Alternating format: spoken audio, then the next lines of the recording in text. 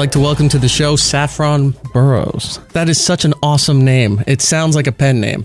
Like this is what you're writing your book under. Thank you. What kind of name is Saffron? Is it a family name, or is it just you had like really eclectic parents, or? Yeah, my mom said, well, embarrassingly, I think she was reading Vogue, and there was a story about a family, a dynasty of people in this story who were all artistic in some way. And she was pregnant with me, and she read the name and thought it was lovely. I love the way you just said dynasty. You're from London, right? Yes, I am. You did something about, well, let me tell everybody why you're here first. You're promoting Mozart in the Jungle, which is on Amazon. Yes. Which is awesome. I saw the first 4 episodes, and we'll get into that in just a second. You were on stage at the Old Vic Theatre in London about 10 years ago for a 24-hour play called Night Sky. Yes. Right? You did it with Christopher Eccleston. So I have to ask you, are you a Doctor Who fan? You've done some research. That's because impressive. you were there right at the very beginning of when they brought the show back. Yeah. So you got it right as it was starting, not at the peak that it's at right now. I was early on. I was in the grassroots of Doctor Who land. Right. You're right. Were you a fan growing up at all? Oh, I was really into it as a kid. Yeah. I mean, I got to work with the son of one of the original Doctor Who's, and that's already a big deal. Right. Sean Pertwee is a wonderful actor, and his dad was John Pertwee, who was, you know. Did you see his Instagram around Halloween? He dressed up in one of his dad's old outfits. He did? He looks exactly like his dad. Oh, it was creepy. I have to start following him because I saw him in New York last week, and I hadn't seen him in a long time. Wow, I have to see that. Yeah, I was really into it as a kid, and then Eccleston did a brilliant job with it. But while you were doing that stage performance, was there any talk about it? Was he just like, I'm doing this dumb Doctor Who thing, and then I'm going to go off and do some more theater? And you know, annoyingly, we didn't get into it because when you do a 24-hour play, there's literally 24 hours to learn something, rehearse it, and put it on for an audience. And then I did another one with lovely Matt Smith. Years later, another 24-hour play. There's a running theme Was this here. before he was the Doctor too? This was mid-Doctor. Oh, yeah. So that's at the zenith of the popularity worldwide. Yeah. I did another one with Gael Garcia Bernal, who's in our show, Mozart, who's a pretty incredible performer. Let's talk about Mozart for a little bit and get off my fascination with Doctor Who here, because there's more other important things than that. I got to see the first 4 episodes of Mozart in the Jungle there. I think it's perfect for Amazon because the premise of it, I don't know how it'd be perceived by the public if it wasn't on an online thing, or maybe like an HBO or Showtime, because focusing on the New York Symphony and you bouncing back and forth doing, Broadway to doing what you trained for all your life. I think this really works. It's one of those shows. You have Malcolm McDowell, so people will see that he's on this and go, oh, I love Malcolm McDowell. Let's check this out. It's a really quirky and unique show that I didn't know if I would like at first, but by episode 4, I was like, I was mad I ran through all 4 episodes. Good. Malcolm McDowell's great in it. Yeah. I like the little nod to Clockwork Orange they did in the first episode. Yeah. But this wasn't the first time that you worked with Malcolm. No, he and I did a film together in Britain. Gangster Number 1. About 15, 16 years ago, Gangster Number 1, which was a really powerful, rather violent film set in the early 70s in London. I'm proud of that film because it was really well made and Malcolm's kind of scary in it. Paul Bettany is one of his first films too, and Malcolm was remarkable in it. So we kind of became pals then, and it's rather good for our show now because our characters we have this very big relationship and there's a love between us and we've known each other a long time. So that really helps the story. So you come into this project here, you're friends, you're good, this is going to be a lot of fun. Yeah. The other people who were cast, were they looking like, oh my God, that's Malcolm McDowell? Probably they were. Yeah. I mean, we have several icons. We have Bernadette Peters, who's pretty incredible. Gael Garcia Bernal, everyone is in love with, from every country around the world, of every gender.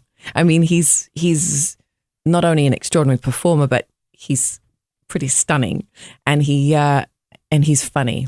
So he and Malcolm play off each other very well. But yeah, I think we all have a huge respect for Malcolm, and he's the godfather of the show. So it's nice. And he and I get to go on a sort of magical mystery tour. At one point, we fly off to a foreign country together in our story. I won't reveal too much. And we were filming under sort of tricky circumstances. It was very hot and we had a lot to do. And he's got this passion. He's incredible. He's got this joy for acting, and he brings it to work every day. He kind of puts you to shame. If you're complaining because you're tired or something, he just bounces onto set and he's brilliant. Your character is in the New York Symphony Orchestra there, but also has secondary job where you're running to do a Broadway play. Yes. Now, the writers on this show, one, are taking you into a world that most people don't get to see. I think since the likes of maybe Fame, to see the arts and things portrayed this way. That's also not a PBS, documentary. But the tongue-in-cheek shots at how legitimate theater and art is viewed compared to Broadway. Yeah. The performance that you're working on has Constantine as the lead.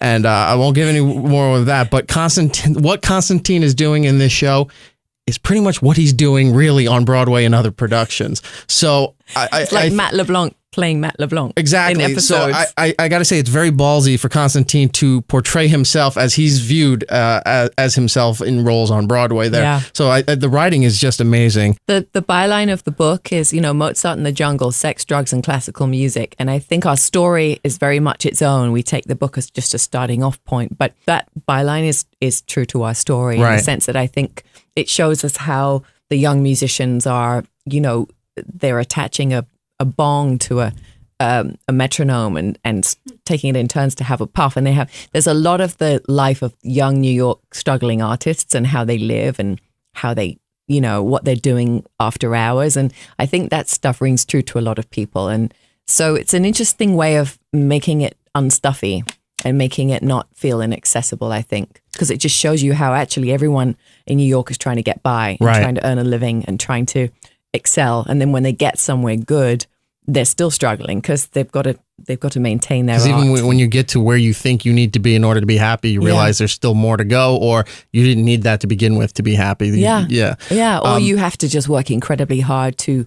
Cynthia's role in the symphony is very highly regarded, but it requires real diligence, so you've got to stay at a level of peak excellence, and that takes its toll. I also like the guy whose only concern is not how good your performance is or the practice, is that because he's 2 years, he's union, you get a bathroom break for 10 minutes every hour and a half or Union something Bob. like that. Yeah, and that's all he does is interrupt the whole flow of the story just to let you know we got to go we have a bathroom break. We need a pee break. He's one of my favorites. Yeah, Mark Blum plays him and he's brilliant. I want to move on to Jason Schwartzman, who is one of the executive producers for the show, but is in one of the episodes that I happened to watch. Playing the journalist? Yeah, playing the journalist. Yeah. But I love this scene where he doesn't even react yet, but you can just see the way his eyes change and sort of the muscles in his cheeks when Malcolm is getting ready for this interview piece, and Jason Schwartzman shows up, and he realizes it's not going to be all that he thought it was going to be. And just he didn't even move, just the look that he gave, you saw this whole wonder, and he was going to show off and be as pompous as he possibly could. He put on eyeliner. Put on the eyeliner, and then I realized he was doing a podcast. And then tried to get his way out of a podcast, and then something else happens that changed all that. And he's like, "Where are the lights? Where are the groomers?" How hands-on is besides that little scene there? How hands-on is Jason Schwartzman with this? Because he's really come a long way from acting, also doing music, to now more behind-the-scenes stuff. He's incredibly hands-on. He was there every day. He moved here for the duration of shooting and was with us every day, which was lovely because he's one of the writers and producing on it. So we could reference him a lot and ask, he very much encourages improvisation and being free with the lines. So to have him there was terrific. It was invaluable, really. The show is Mozart in the Jungle. If you're just tuning in and haven't heard, it's on Amazon, available December 23rd. December 23rd. All episodes. So this is great for Christmas vacation. If you're done with other shows that have just come out on other services, this one is right in time for Christmas. So right after the holidays. It moves along at a fast pace as well. When the 26th comes around and you don't want to do returns, you just, like most people, you're staying at home that day because you don't want to go out. Go to Amazon and check out Mozart in the Jungle there and just binge watch. Amazon Prime. Do you still get recognized? Because I was talking to somebody that I was interviewing you the other day, and they said, "Oh, she's the girl from Deep Blue Sea." Right. Is that where you still get recognized from? Absolutely, yeah. A lot of New Yorkers really like Deep Blue Sea. I like it. I'm proud of that film. The other one is Circle of Friends. Right. The first I did, and people, I'm close friends with Alan Cumming, who's also in Circle of Friends, and people go, "Oh my God, the two of you, Nan Man!" They name our characters and everything. That's kind of fun. Well, look, you nailed it with as far as New York goes, because not even that, even other people I talked to on Facebook, they said, "Oh, she was in Deep Blue Sea." Yeah, Deep Blue Sea. Outside of Deep Blue Sea, I never forget our first screening here. We Samuel Jackson and I were at a test screening in Times Square where they didn't know actors were present and it was just a normal audience. Right. And I pop up on screen and start messing around with shark's brains.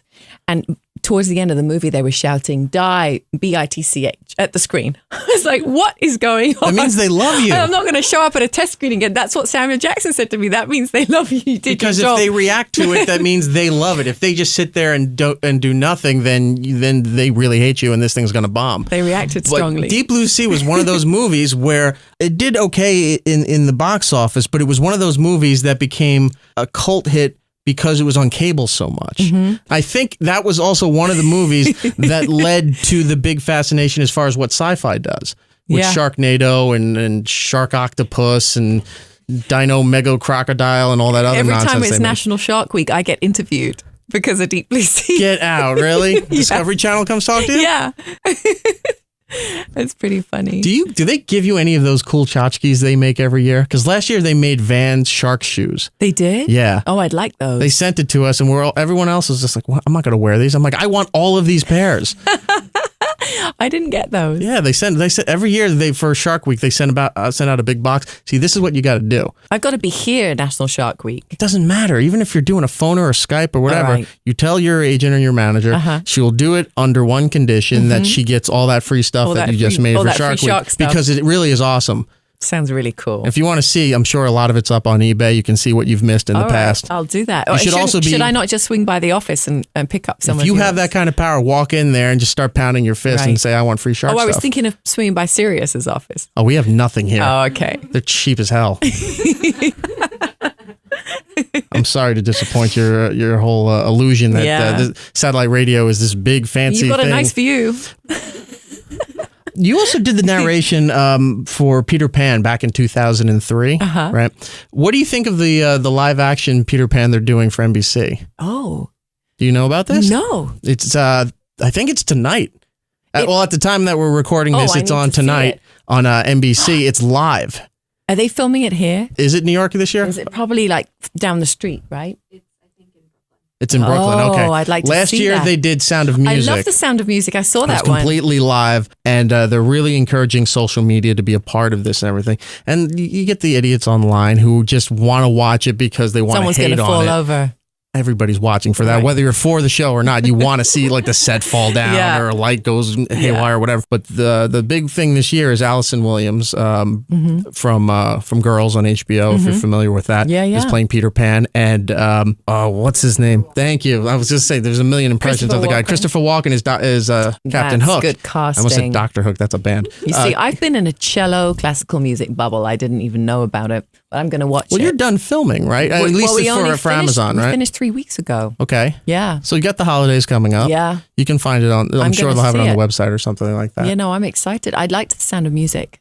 You did? Yeah. Doing Peter Pan, was this just an opportunity that you had? Or is this something that like, this was the story of my childhood? Well, my very good friend was playing Captain Hook, Jason Isaacs, and he called me up and said, "Come to Australia and have some fun." And I was, all right. And he said, "Why don't you play adult Wendy and come and just have fun with us on this film?" So I played adult Wendy, and then I think those scenes didn't make it for whatever reason, but I narrated, and it was really fun to do. It's such beautiful writing, and all the proceeds go to this really impressive hospital in London that serves children. Children's Hospital. Great Ormond Street Hospital.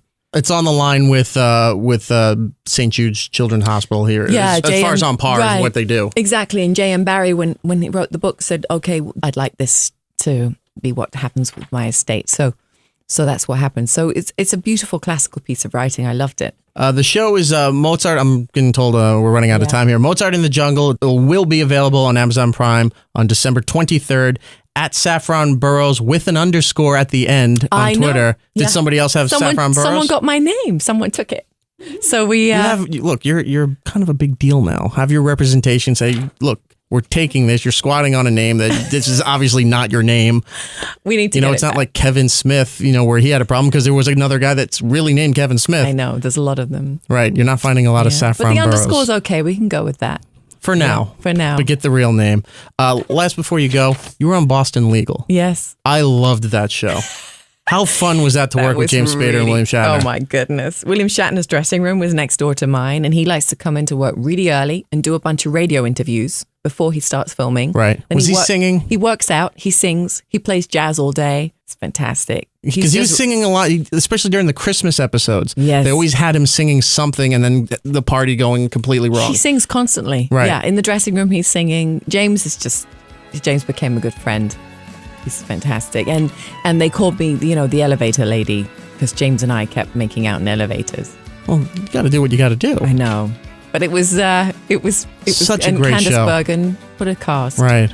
Amazing show. Saffron, it was great getting a chance to talk to you. I hope to get a chance to talk to you again. Thank you so much. Thanks. Salut, c'est Saffron Burrows. Je présente l'émission de Eric Nagle sur Sirius. Bienvenue. Awesome. Thank you.